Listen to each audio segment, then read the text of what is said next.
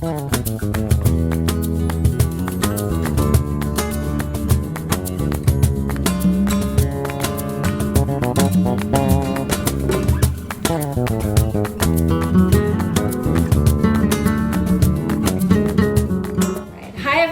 Tina Trevino for Latin Biz Today, and this evening I have Judy Goss in my showroom here in New York, and I'd like to introduce her to you guys. I just met her a few weeks ago, and it was at one of her networking events. She actually has a lot of things under her belt. She's known as being a model, an author, a TV personality. She's a founder and CEO of What Women Want, and she's a TV host, and she has some other things lined up that are really very exciting too. So I wanted to just kind of talk to you about your story and your background, and give us a little story about what you've been doing. Oh, let's do it.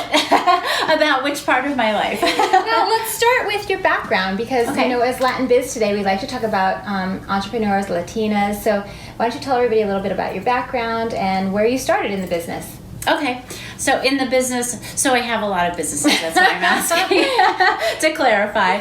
I'm in the TV business primarily at the moment, and I'm also an entrepreneur. And like as Tina said, I'm a published author, I'm a mom too, so I have a lot of things going on. So it goes back and forth. So as an entrepreneur, I was concentrating on my business for pretty much, almost a solid decade while I was building my TV career. And then suddenly now my TV career is blossoming, and the company's up and running pretty much, with people running it now. So it's easier to concentrate on other things. So what would you like me to start with? Which part of Well, let's talk about the early stuff, actually. Okay. Because just kind of how you got into your career with the modeling. I think it's really interesting because you were doing multiple things at the same time in your early days too, so it's kind of like what's happening today, where women are doing multiple things anyway and kind of juggling different things. But I'd love to hear just kind of the beginnings of how you started and what inspired you and how you got into it. Okay, well, I grew up in a small town in Maryland where they had a blacksmith shop when we moved there. God. It's crazy, I know. And I went to the University of Maryland. That's where I got scouted to be a model in my junior year.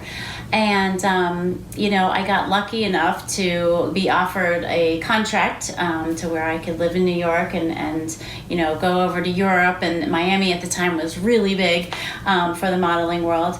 And, I didn't fall into it per se. I worked really hard. I didn't actually start working at that career for years and years until it really started kicking in.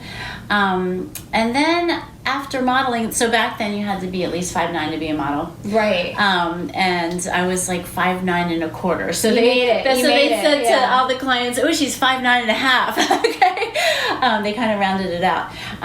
But at that point, your career really was over by the age of 23, 24. Oh my gosh, that's short. That's It a really was short. span. It's totally different today, but back then, nobody wanted to see you if you were over 23 years old. And when I was 25, I was still saying I was 21 or something like that to stay in the business, you know.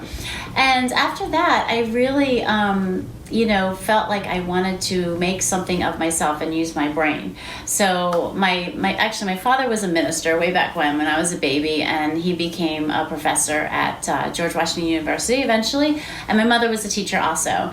And they always taught me, you gotta go to school and then, get a job that's using your brain. Yeah, so my definition of that, exactly.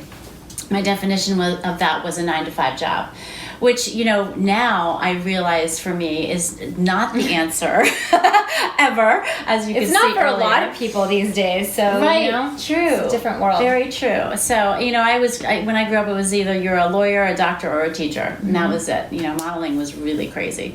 So, so after modeling, I got a 9-to-5 job. I was working at an ad agency, and I actually started the position of casting director, art buyer, producer.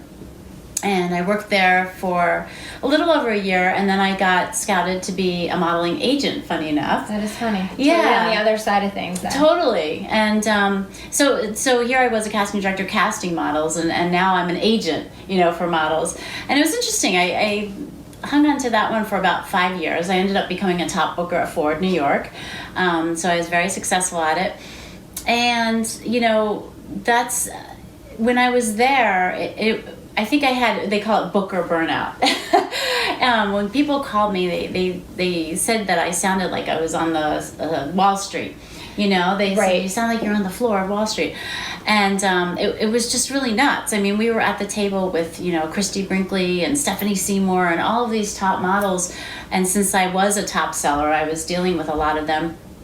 And, a couple of years into being at Ford, I met my husband, we got married and wanted to have children. So I just thought to myself, this life is not for me anymore. And I went back to casting and producing freelance. So I just have had so many jobs. I tell everybody, I've had so many jobs, it's incredible.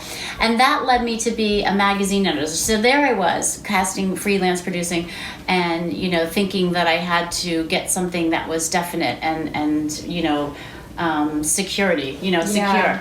So it ended up not being secure because I was there. I was a freelance editor at Cosmopolitan, and then I went to More Magazine where I was full-time. Benefits and travel, and that's when I started my TV career as a TV host. And when I got laid off, when the stock market crashed, it wasn't so secure. I thought I'm not secure doing freelance and having my own company, so I probably should go to a big business and be secure there. And it didn't work either. Yeah, and that didn't work either. So I was there almost 2 years, and they gave me an incredible severance and a health insurance package. And when I was at More Magazine, the magazine was all about women and their stories and how we can take our stories and be the best version of ourselves. So I really became passionate about helping women do that, especially women over 40, because that's who the magazine was targeting, and that's when I was turning 40.